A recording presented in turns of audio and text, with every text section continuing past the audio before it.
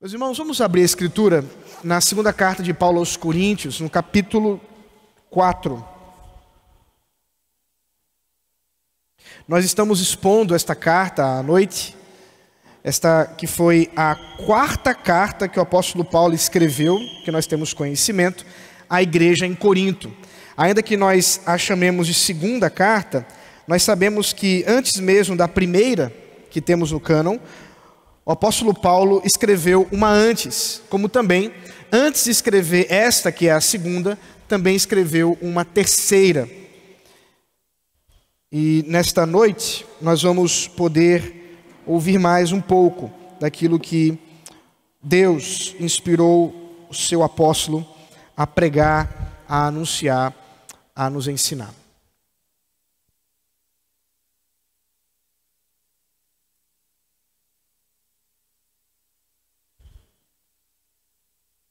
Segundo aos Coríntios, capítulo 4, versículo de 1 ao 6 apenas.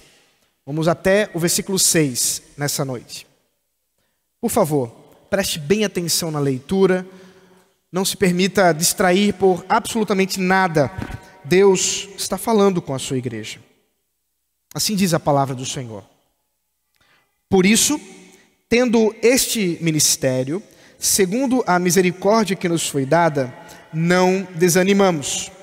Pelo contrário, rejeitamos as coisas ocultas que trazem vergonha, não agindo com astúcia, nem adulterando a palavra de Deus. E assim, pela manifestação da verdade, nos recomendamos à consciência de todos na presença de Deus. Mas, se os que se perdem,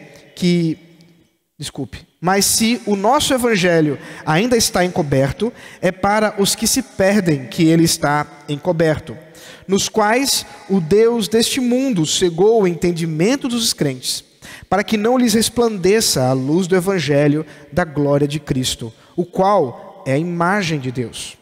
Porque não pregamos a nós mesmos, mas a Jesus Cristo como Senhor, e a nós mesmos como servos de vocês por causa de Jesus. Porque Deus que disse, das trevas resplandeça a luz, Ele mesmo resplandeceu em nosso coração, para iluminação do conhecimento da glória de Deus na face de Jesus Cristo. Até aqui a palavra do Senhor. Vamos orar mais uma vez. Deus maravilhoso, Deus bendito, louvado seja o teu santo nome, ó Pai. Pedimos que o Senhor mesmo ilumine os nossos corações para que possamos enxergar Jesus Cristo, a glória de Cristo na pregação desta noite. Que a tua mensagem, ó Deus, seja ecoada aos nossos corações e que o Senhor mesmo fale com o teu povo, fale com aqueles que estão em dúvida, fale com aqueles que estão tristes, fale, ó Deus, com aqueles que estão famintos, precisando do alimento espiritual. E assim, Senhor, sacia-nos para a tua honra e glória, em nome de Jesus Cristo. Amém.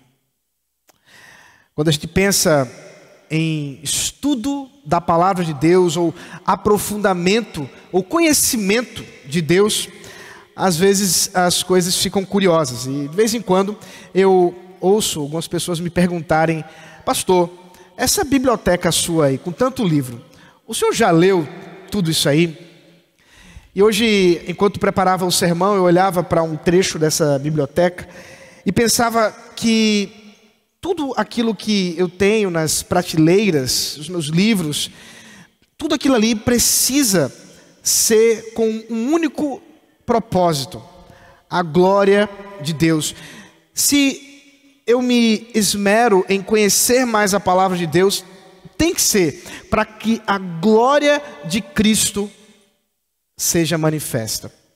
Há um teólogo do final do século XIX para o início do XX, chamado Robert Dick Wilson. Ele foi professor de teologia em Princeton e também é o fundador do Seminário Teológico de Westminster.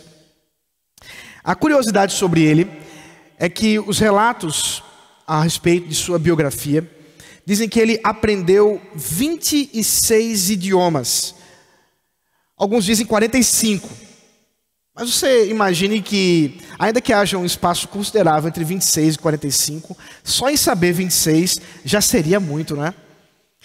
E o objetivo dele ter procurado conhecer tantas línguas, e a maioria delas mortas, era porque ele compreendia que a cada livro publicado, e a cada pessoa que procurasse tentar desmerecer da palavra de Deus, ou desmerecer da glória de Cristo manifesto na sua santa palavra, ele teria condições de conhecer na língua original exatamente aquilo que estava sendo dito, aquilo que estava sendo proposto. Robert Dick Wilson, portanto, dedicou a sua vida, tendo morrido em 1930, com 74 anos, a defender a veracidade e a inspiração das Escrituras. Por que ele fez isso?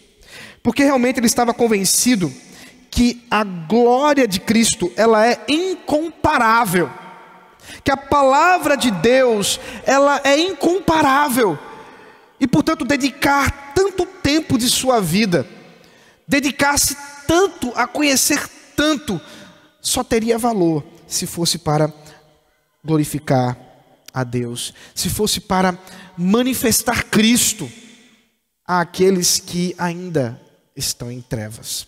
Ele dedicou a sua vida a isso. O apóstolo Paulo também fez isso.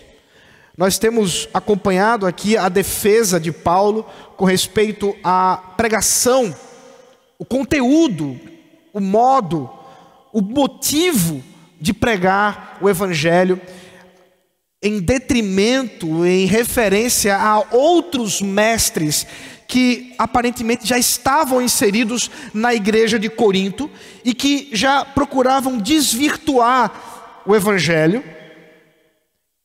E estes, diz o apóstolo Paulo, com essas tentativas, tentavam de alguma forma diminuir a glória de Cristo, tentavam de alguma forma tirar a beleza de Cristo, dando brilho a outras coisas. E temos visto como que Paulo, ele vai trabalhando isso em sua defesa.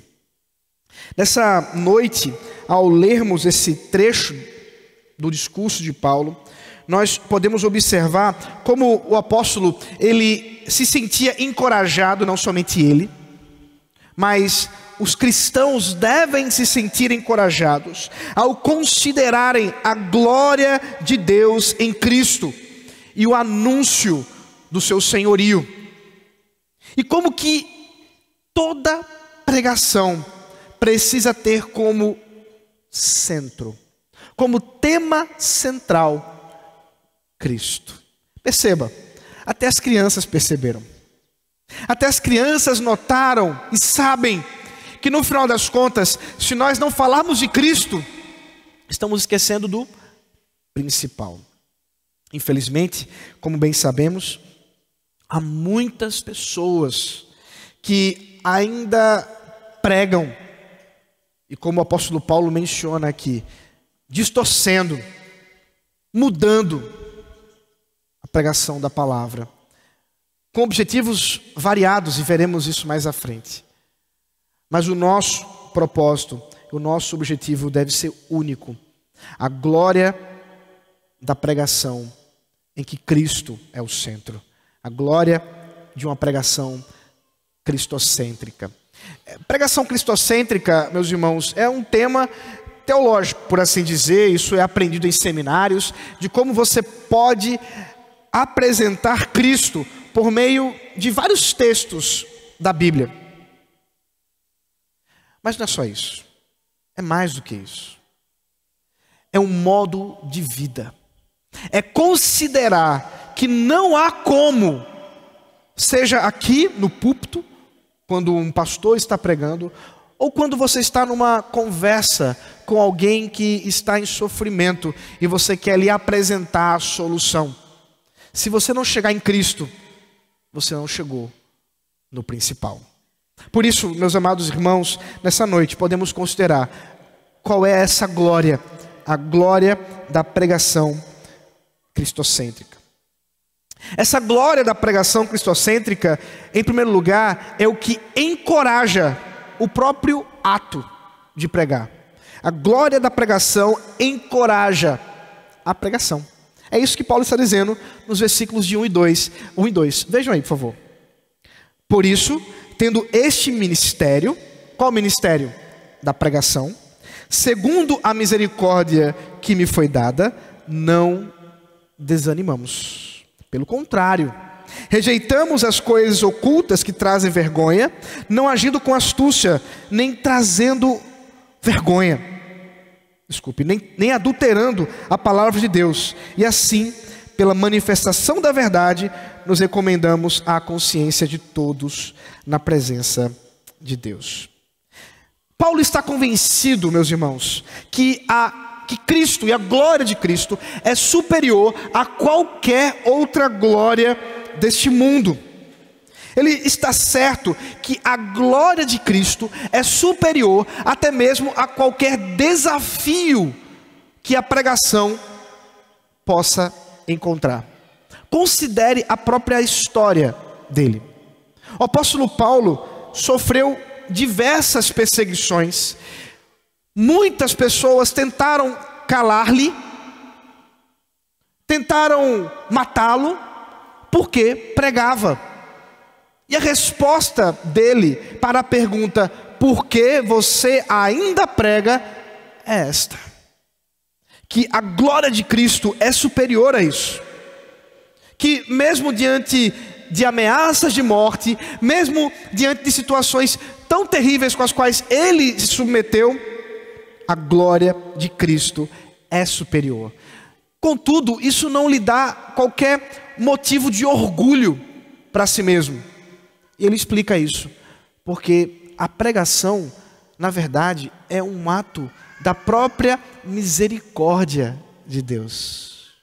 Se ele prega, se ele tem condições de anunciar o evangelho do Senhor Jesus Cristo, ele sabe, só o faz porque Cristo em primeiro lugar se direcionou em favor dele. Ou os irmãos não se lembram, quando Paulo estava em direção a Damasco, a fim de perseguir os cristãos, e ele, com ira em seus olhos, estava realmente disposto a prender e matar os cristãos, mas o Senhor Jesus Cristo se encontrou com ele naquela estrada.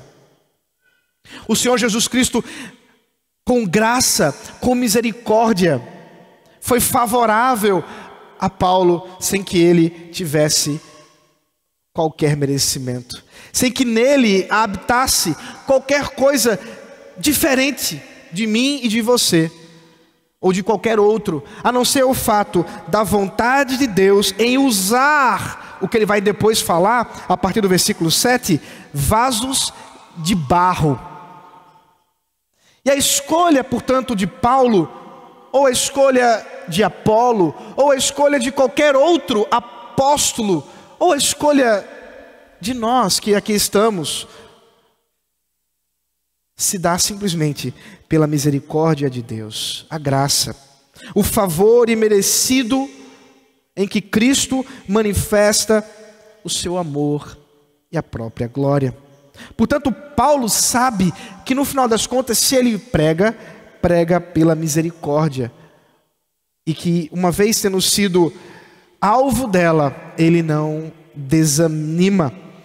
Diante dessas lutas, portanto, ele não deve desanimar, nem mesmo nós. Nós também não devemos desanimar diante de lutas que se levantam.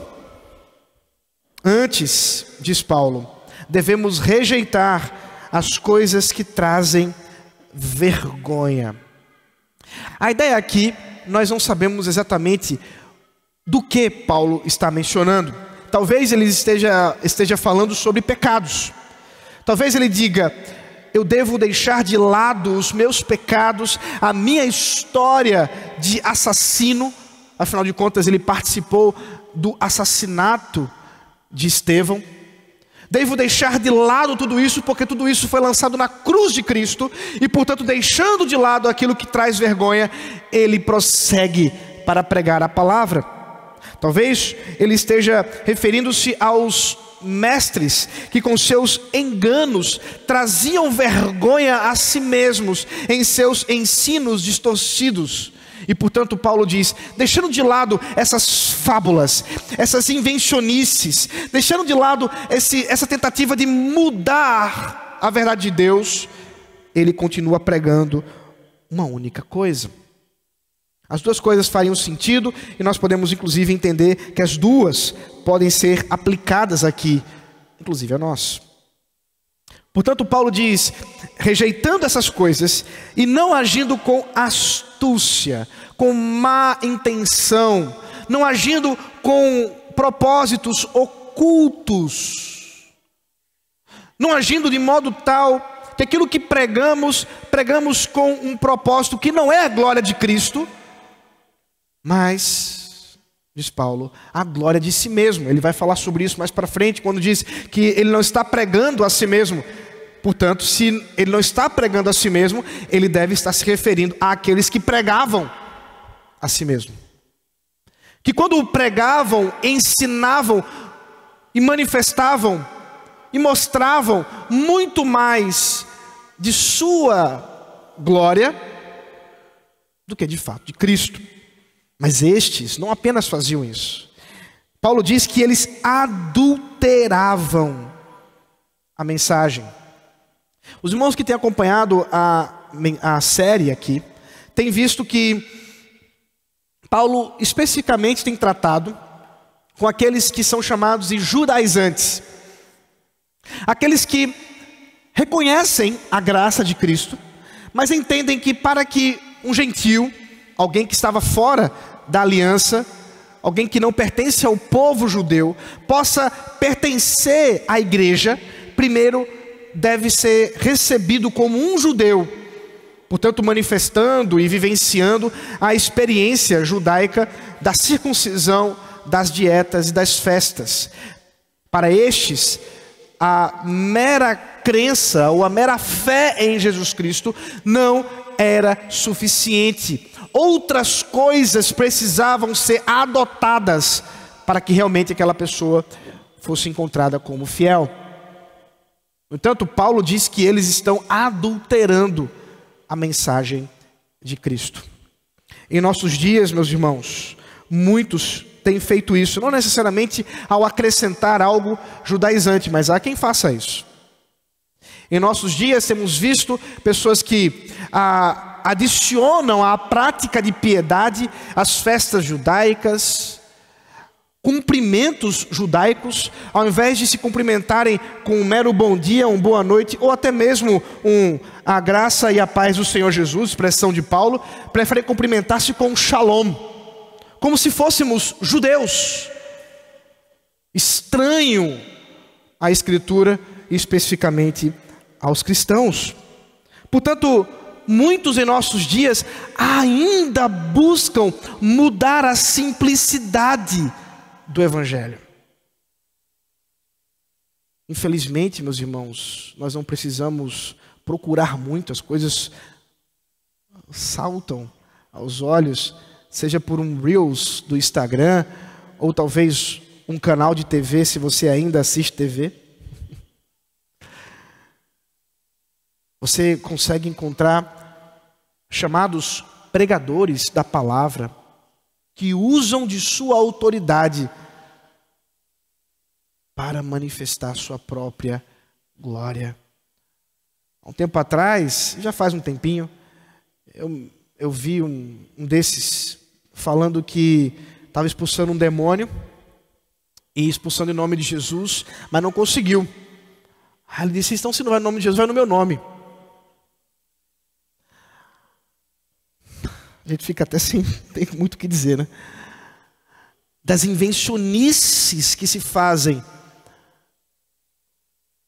ao chamar isso de pregação. Não é, Paulo diz que isso é mudar o Evangelho. Talvez são mudanças com o objetivo de tentar fugir das perseguições. E é verdade.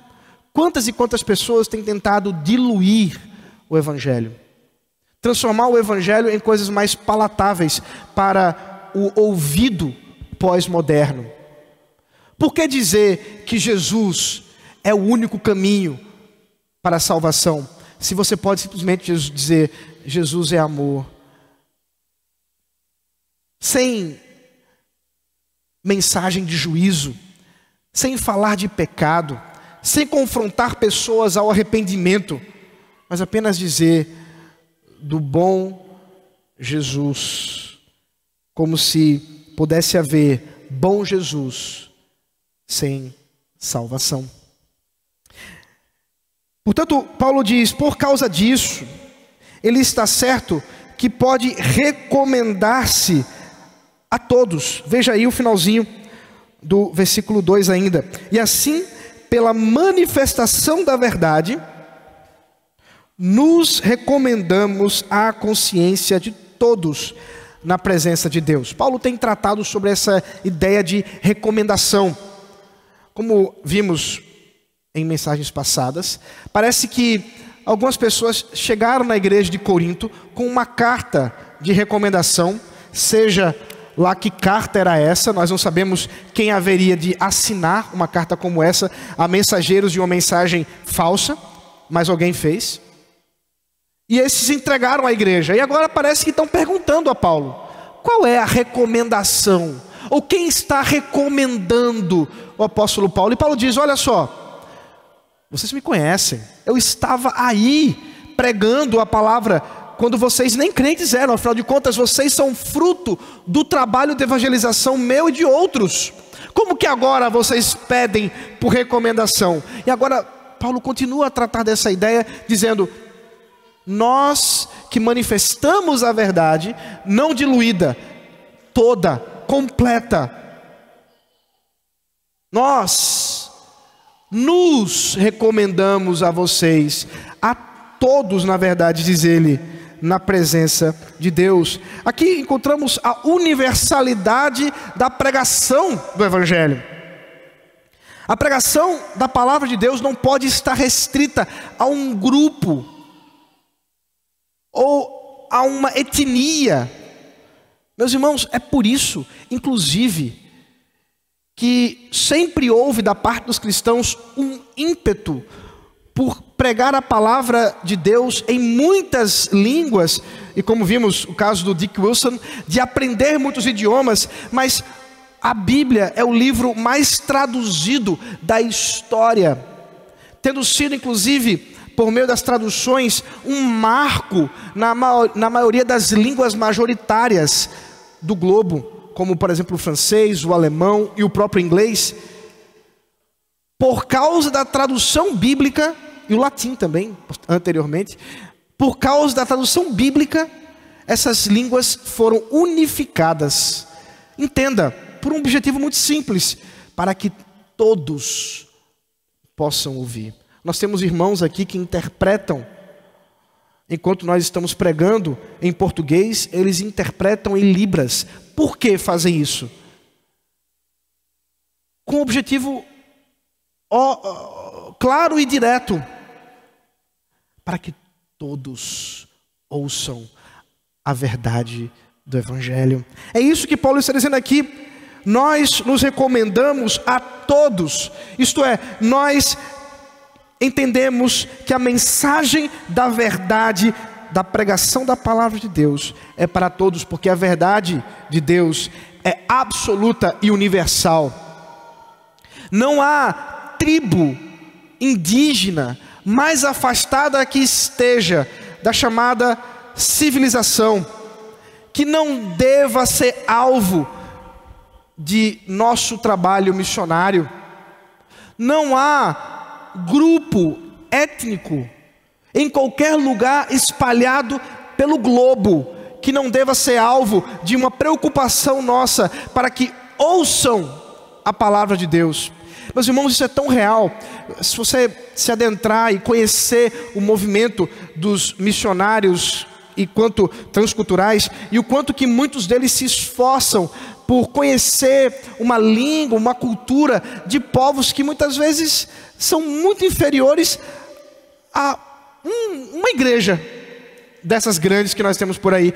Grupos étnicos que são compostos por 20 mil pessoas, 50 mil pessoas, às vezes menos que isso, mas que missionários dedicam-se a vida inteira para que conheçam o Evangelho. Por quê? Porque a verdade de Deus deve ser pregada a todos, indistintamente, independente da idade. Por isso também pregamos às crianças e queremos estimular vocês, pais, para que preguem aos seus filhos.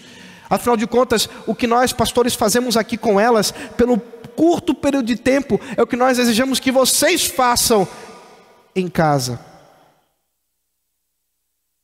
Pregamos a todos, ou devemos pregar a todos, porque a glória da pregação é o que nos encoraja para pregar. O que estamos ensinando, o que estamos proclamando, não é algo pequeno, meus irmãos, é algo maravilhoso, é a verdade, verdade com V bem grandão, para que ninguém tenha dúvida do que nós estamos dizendo. Contudo, diz Paulo, essa glória não é vista por todos.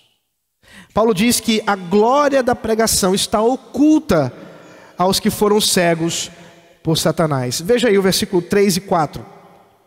Mas, se o nosso evangelho ainda está encoberto, é para os que se perdem que ele está encoberto, nos quais o Deus deste mundo cegou o entendimento dos descrentes, para que não lhes resplandeça a luz do evangelho da glória de Cristo, o qual é a imagem de Deus. Paulo está dizendo aqui que essa mensagem tão gloriosa, ainda que pregada a todos, ou deve ser pregada a todos, mesmo assim, nem todos creem.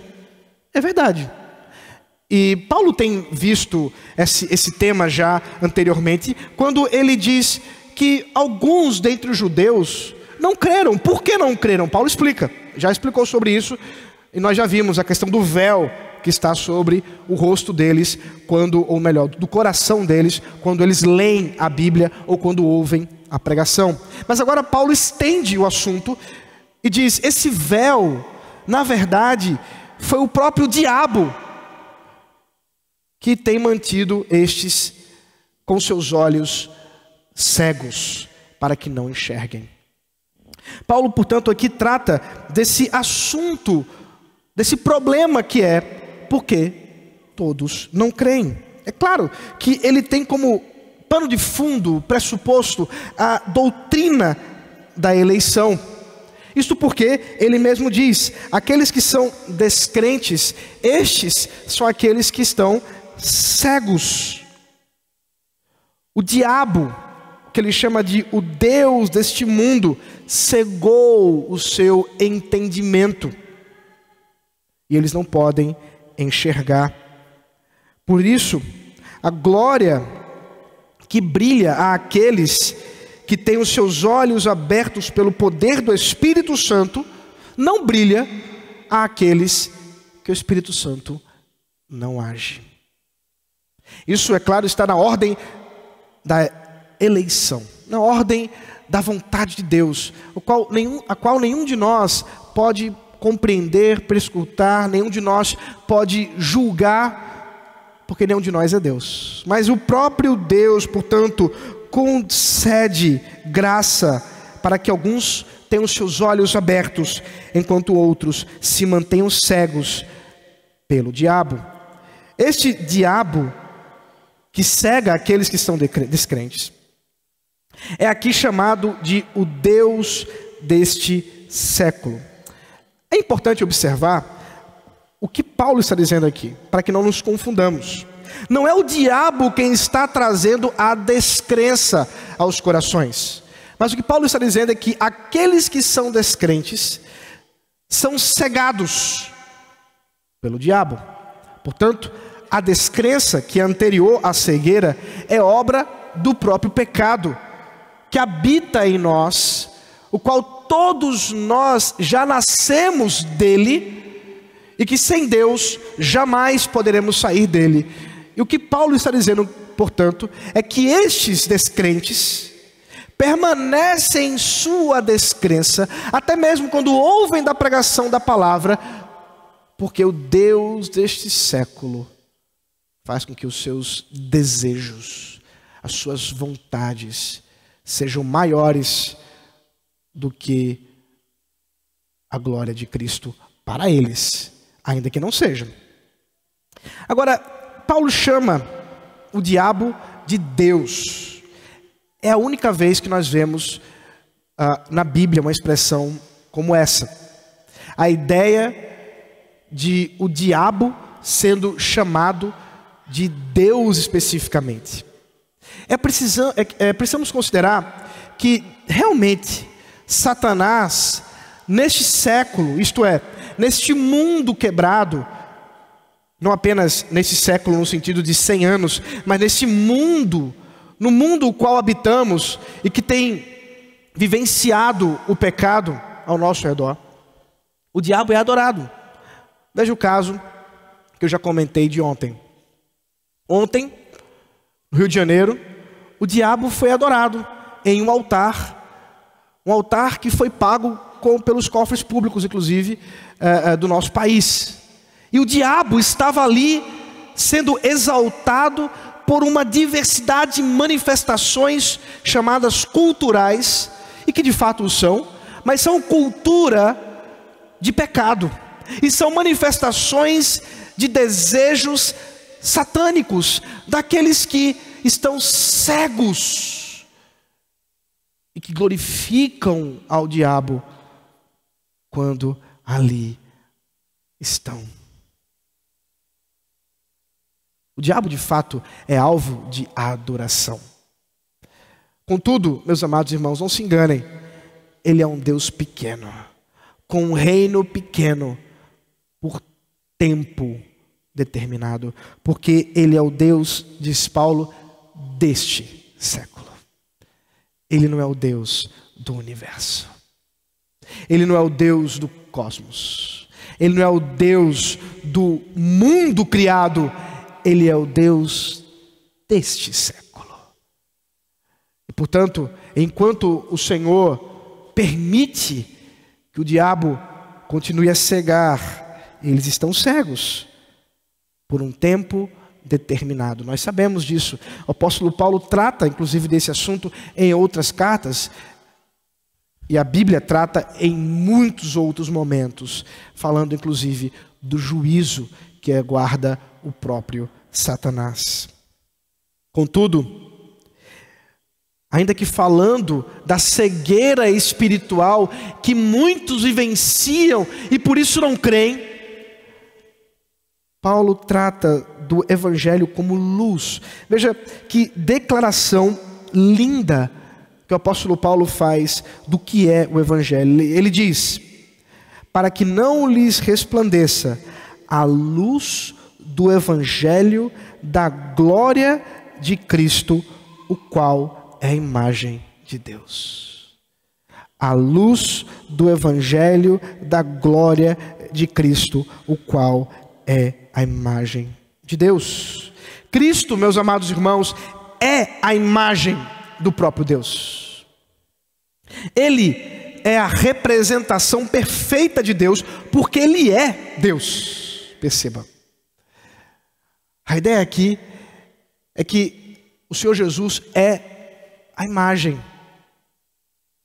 é a manifestação física, porque de fato, quando o Senhor Deus, a Trindade Santíssima, resolveu se manifestar no espaço e no tempo, fez isso no Filho, o qual outrora não era lhe conhecido o seu nome, foi chamado de o anjo do Senhor em alguns momentos, foi chamado de Yahvé, porque foi esse nome que Deus deu a si mesmo, quando na sarça ardente falou a Moisés para ir ao Egito.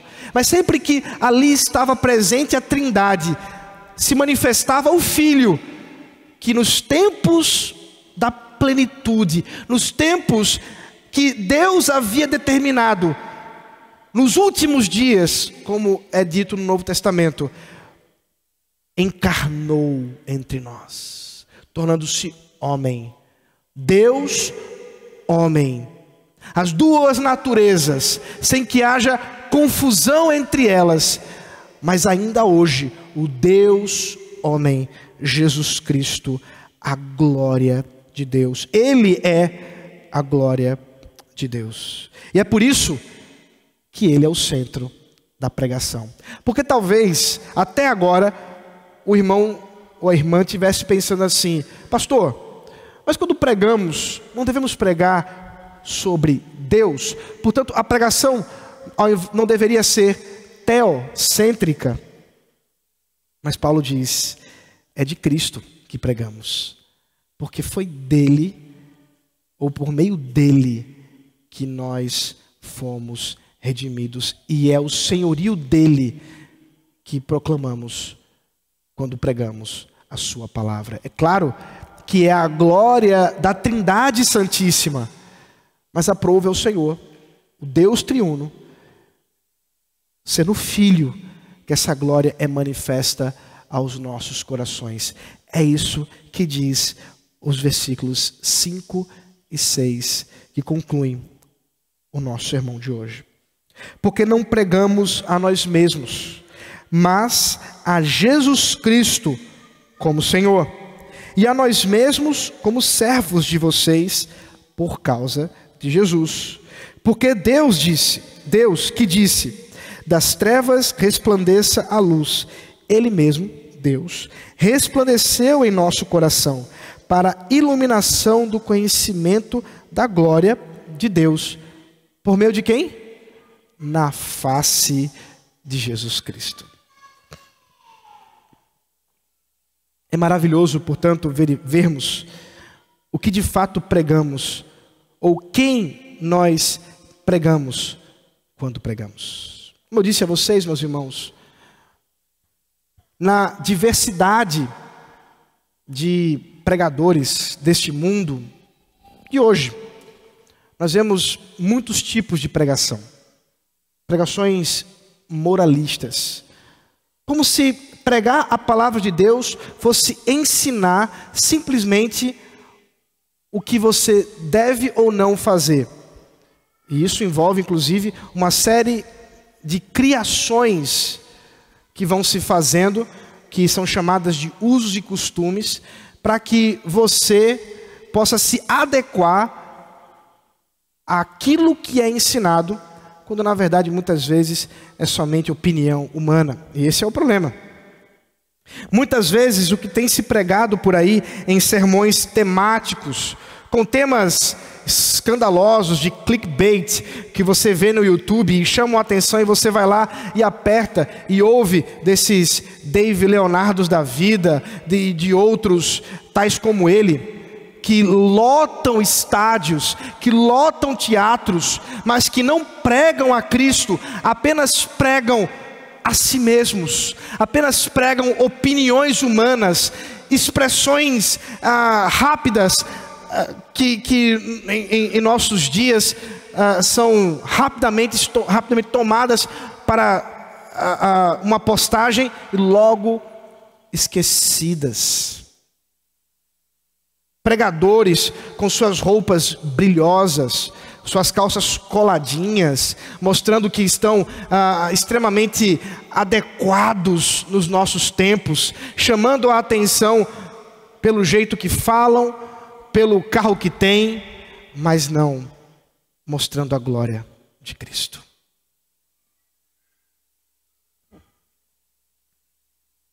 Mas nós não pregamos a nós mesmos, de Paulo. Paulo nos diz: não pregamos a nós mesmos. O objetivo, o alvo de pregarmos não é de modo algum a autoexaltação. Pouco me importa a sua opinião, ainda que eu respeite, mas ela não me importa. Eu quero saber o que Deus tem a dizer sobre isso. Abra a Bíblia e pregue o que lá está.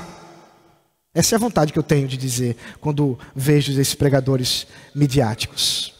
Eu me recordo da história de um pregador americano, professor do seminário, que estava ouvindo um sermão de um seminarista Enquanto pregava, esse seminarista falava de muitas coisas. Até que esse professor do seminário, que era professor dele inclusive, levantou suas mãos e disse: meu irmão, pregue Jesus. Essa é a vontade muitas vezes que me dá e que talvez deveria dar em você também, quando nós ouvimos esses que pregam a si mesmos. Histórias das mais questionáveis, mas nada de Cristo. Nada sobre Cristo.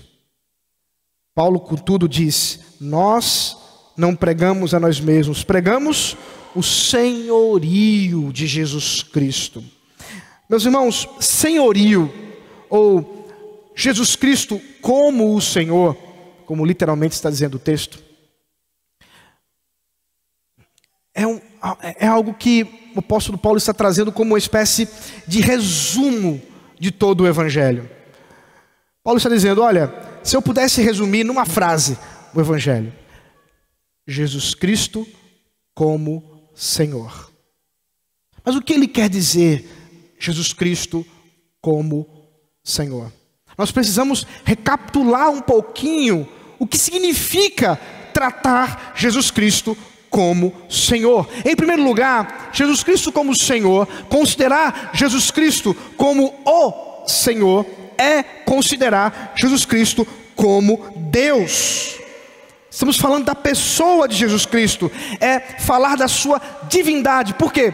Porque a expressão Kyrios, expressão grega que Paulo está usando, é a expressão grega usada na tradução do Antigo Testamento. Eu sei que é meio complexo entender isso, mas é rápido. No Antigo Testamento, escrito em hebraico, quando foi traduzido para o grego, quando queria se falar sobre Deus, quando queria se falar sobre Iavé, quando queria se falar sobre o Deus que andou nos céus da terra, chamava-o de Kyrios. Portanto, quando Paulo está dizendo que esse Jesus, o qual adoramos, este Jesus, ele é Kyrios, o que Paulo está dizendo é que, inspirado por Deus, ele pode anunciar Jesus Cristo como Deus, o Deus verdadeiro. Portanto, em primeiro lugar, o senhorio de Cristo, ou pregar o senhorio de Cristo, é pregar a pessoa de Jesus Cristo, é anunciar quem Ele é. Ele é o homem Deus, o Deus encarnado, mas também é anunciar a mensagem do reino, porque esse senhorio é marcado por um discurso. Jesus ensinou. Por 3 anos o seu ministério foi muito profícuo, apenas naquela região da Judéia, mas ele pregou, anunciou o reino, e dizendo que este reino já estava posto por ele mesmo, que é o rei, para a honra e glória de Deus. É também anunciar a obra que ele veio fazer aqui, os seus ofícios, isto é, Jesus Cristo é o sumo sacerdote, o mediador, o intercessor, ele é o profeta, ele é a verdade, ele é o rei, o governador máximo de todas as coisas, e que manifestou, portanto, toda a sua glória na morte e ressurreição, por meio de quem ou do que nós temos redenção consumada e aplicada. Meus amados irmãos, a pregação tem que ser cristocêntrica. Ela tem que apontar para Cristo. Pregamos Cristo, diz Paulo, e por causa de Cristo somos escravos uns dos outros. É como ele conclui. Somos, diz Paulo,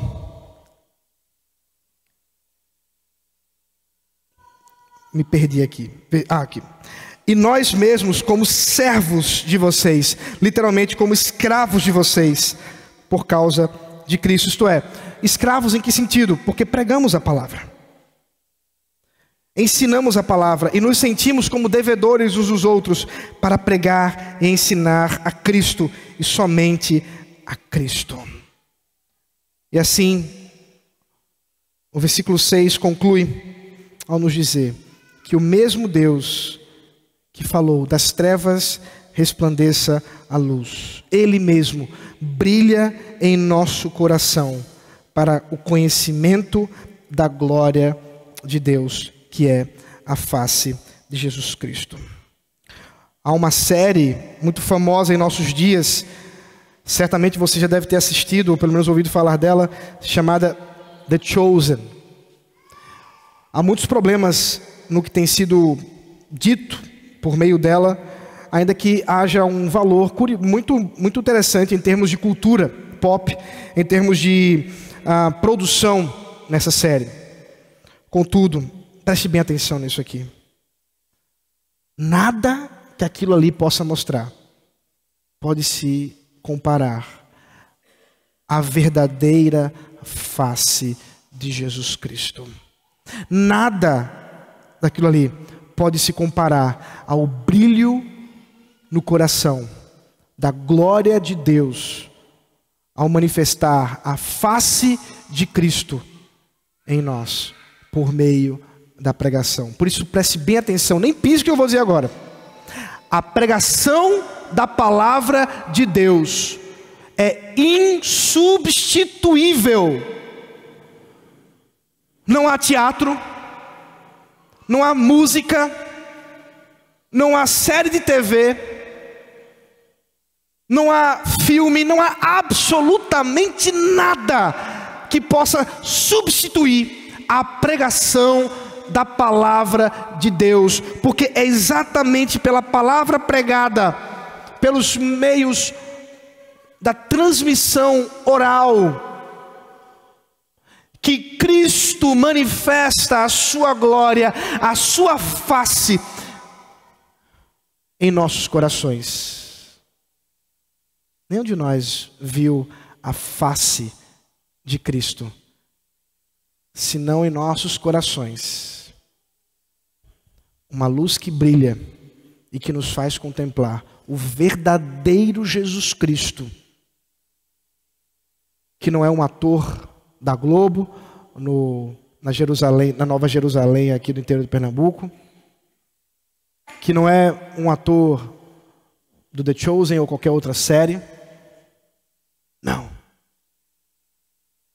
E que não pode ser materializado em nosso coração em termos físicos, porque ninguém de nós viu, mas que é materializado espiritualmente e realmente, onde somos bem-aventurados, como o próprio Senhor Jesus diz: bem-aventurados que não viram e creram, porque estes veem a face do Cordeiro de Deus. Nessa noite, quando estaremos reunidos também à mesa, somos levados a considerar Cristo presente em meio ao seu povo, em meio a esses elementos simbólicos, mas presente verdadeiramente e espiritualmente. Como isso é possível? Porque o mesmo Deus que disse: haja luz, Ele manifesta a sua glória, a sua luz em nossos corações. Não há outro jeito, não há outra pregação. Todo o nosso esforço neste mundo é para que Cristo seja exaltado e glorificado e seu nome conhecido. Meus irmãos, você pode se esmerar e você deve fazer isso, buscar conhecimento, 26 línguas, 32, 50. Você quer se dedicar ao estudo da palavra ou de qualquer outra natureza da ciência?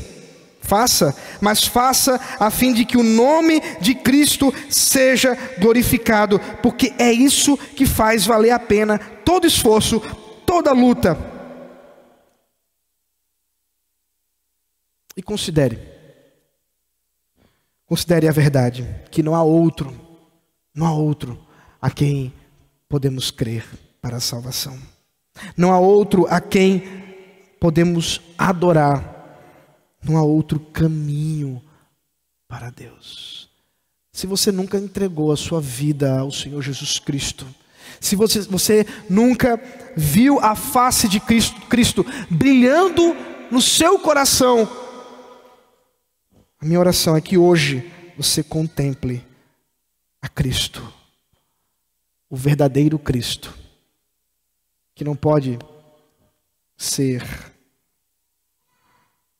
mudado, mas o Cristo Salvador, que transforma o mais vil pecador em seu coração em trevas e escuridão, mas que liberta todo aquele que crê. Feche os olhos. Vamos orar. Senhor, nós te louvamos e bendizemos pela tua palavra. E rogamos que ela seja aplicada em nosso coração. Que de fato brilhe em nós a luz de Cristo, nosso Redentor. E a sua face bendita seja vista, tanto por meio da igreja, que é a glória também de Cristo, mas, ó Deus, em nosso coração, de forma específica, na obra salvífica do Teu Espírito Santo.